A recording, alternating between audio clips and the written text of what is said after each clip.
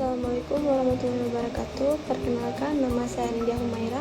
Saya dari kelas TI 3A. Jadi pada kesempatan kali ini saya akan menjelaskan hasil proyek Bisindo yang sudah saya buat. Di sini saya menggunakan media PipeHands untuk mendeteksi landmark tangan dan model algoritma Random Forest Classifier untuk melakukan klasifikasi gestur. Nah, baik, pada tahap pertama itu ada pengumpulan dataset. Di sini untuk datasetnya saya buat secara mandiri berdasarkan referensi dari berbagai sumber, yaitu baik dari website Google, video YouTube maupun video TikTok. Jadi pertama-tama pada file collect dataset ini, program akan meminta pengguna untuk memasukkan label atau gestur. Setelah itu program akan membuat folder dari label tadi yang sudah dimasukkan. Kemudian program akan mulai membuka kamera dan nantinya jika pengguna menekan tombol S, maka program akan mulai mengambil gambar atau mengambil dataset. Jika pengguna menekan tombol Q, maka gambar atau proses pengambilan dataset akan berhenti. Nah, untuk contoh datasetnya itu ada ini.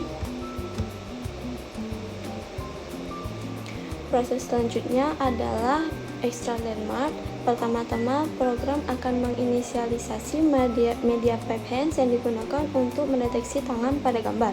Selanjutnya, program akan membuat file CSV. Kemudian, program akan membuka file CSV dan membuat header yang berisi label dan 126 fitur landmark. Setelah itu, program akan mulai membaca seluruh folder atau label gestur yang sudah dibuat tadi. Kemudian di dalam folder tersebut terdapat ratusan gambar yang mana nantinya akan dibaca oleh program satu persatu, yang kemudian akan diubah formatnya dari BGR ke RGB. Selanjutnya, MediaPipe akan melakukan deteksi tangan menggunakan fungsi hand process, yang mana nantinya kalau misalnya tangan terdeteksi di dalam gambar, maka program akan mengambil semua landmark di tangan, yang mana jumlah untuk satu tangan itu ada 21 landmark dan setiap landmark itu memiliki 3 titik koordinat X, Y, dan Z. Jadi untuk total satu tangan itu ada 63 dan kalau dua tangan itu ada 126. Kemudian dilakukan normalisasi dengan titik acuan pergelangan tangan yang fungsinya itu untuk melatih model agar lebih fokus mengenali pola setiap gestur. Jika nanti hanya satu tangan yang terdeteksi dalam satu gambar, maka program akan menambahkan nilai 0 untuk tangan yang kedua.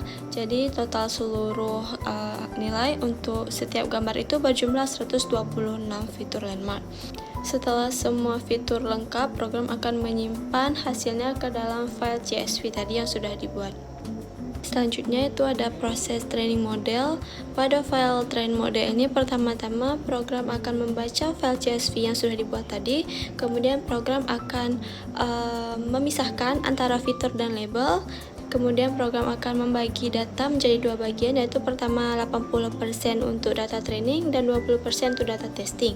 Nah, selanjutnya program akan membuat model yang akan digunakan. Di sini model yang digunakan itu adalah Random Forest Classifier. Selanjutnya di sini terjadi proses training yang mana model akan mempelajari pola 126 fitur landmark dari setiap gestur. Tujuannya itu agar nantinya model dapat membedakan pola gestur yang satu dengan gestur yang lainnya. Setelah proses training selesai, dilakukan proses pengujian menggunakan data testing. Tujuannya itu untuk mengetahui tingkat akurasi model. Nah, setelah semua model berhasil dilatih, kemudian nanti datanya akan disimpan di dalam Bisindo model. Terakhir, untuk menghubungkan model dan website, di sini saya menggunakan flash yang ada di dalam file app.py. Pertama-tama di sini program akan membaca model yang sudah disimpan di dalam file Bisindo model tadi. Kemudian program akan mengaktifkan media PipeHands yang digunakan untuk mendeteksi tangan yang ada dalam gambar.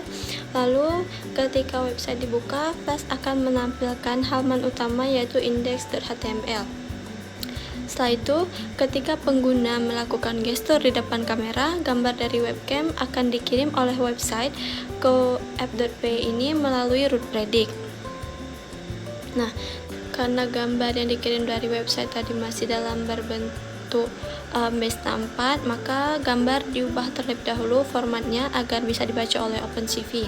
Nah, setelah gambar berhasil dibaca oleh OpenCV, selanjutnya program akan memanggil fungsi extract, yang mana prosesnya itu sama seperti proses extraLandMark pada file extraLandMark, yang mana pertama-tama itu dimulai dari membalikkan gambar, mengubah format dari BGR ke RGB, dan melakukan deteksi tangan. Nah, setelah mendapatkan hasil 126 fitur landmark, hasil tersebut akan dikirim ke model. Nantinya model akan melakukan prediksi. Setelah model mendapatkan hasil prediksi, program akan menghitung nilai confidence yang bertujuan untuk mengetahui tingkat keyakinan model terhadap hasil prediksi tersebut. Setelah mendapatkan hasil prediksi dan nilai confidence, maka nilai tersebut dikirimkan kembali ke website dan ditampilkan kepada pengguna. Nah, di sini saya akan mendemokan hasil project yang sudah saya buat.